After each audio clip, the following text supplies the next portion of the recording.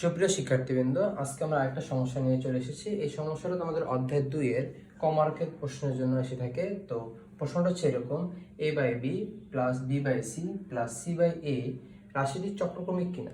তো চক্রক্রমিক কিনা সেটা বোঝার আগে আসলে চক্রক্রমিক রাশি বলতে কি বুঝি সেটা আমরা আগে একটু বুঝে নেই। কোনো রাশিতে a এর পরিবর্তে যদি আমরা b ব্যবহার করি, b এর পরিবর্তে যদি c ব্যবহার করি এবং c এর পরিবর্তে যদি আমরা a ব্যবহার করি, ব্যবহার করার পর যদি রাশিটির একই থাকে বা রাশির মানের যদি কোনো পরিবর্তন না হয়, তাহলে সেই ধরনের রাশিকে বলা হয় চক্রক্রমিক রাশি। তো এখানে a এর পরে b, b এর পরে c এবং c এর পরে a, এই জিনিসটা কিন্তু চক্রকারে আসতেছে, এই জন্য এই ধরনের রাশিকে বলা হয় চক্রক্রমিক রাশি।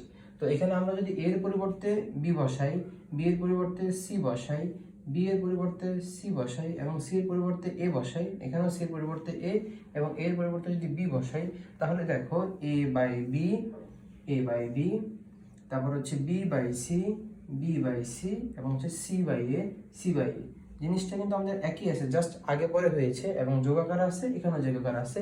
সুতরাং এই মানটা এবং এই মানটার মধ্যে কোনো পার্থক্য নেই, তাই জন্য এই ধরনের রাশিকে আমরা চক্রক্রমিক রাশি বলতে পারি।